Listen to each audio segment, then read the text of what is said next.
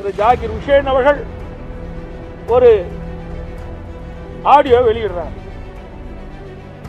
அதுல பதிவு செஞ்சு விடுறார், எதிரிகள் என்னை எப்பொழுது வேணாலும் வெட்டி கொல்லப்படுவார், என் உயிருக்கு ஆபத்து ஏற்படுகிறது, இதை முதலமைச்சர் பார்க்க வேண்டும், உரிய நடவடிக்கை எடுக்க வேண்டும் என்று அந்த ஆடியோவில் வெளியே தெரிவிச்சிருக்கார். அது எல்லா வலைதளங்களிலும் வந்திருக்குது. இப்படி பகிரங்கமாக தன் உயிருக்கு ஆபத்து ஏற்படுகின்றது, இவர்களால் என்னுடைய உயிர் போகும் என்று அவர் ஆடியோ மூலமாக தெரிவித்த பிறகும் காவல்துறை மெத்தனமாக இருக்கின்றது.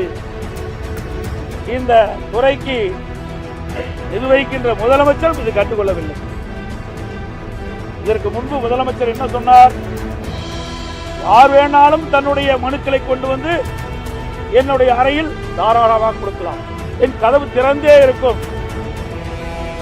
மனு கொடுக்கப்பட்டால் கொடுக்கப்பட்டவர்களுக்கு நிவாரணம் கொடுக்க சொன்னார்.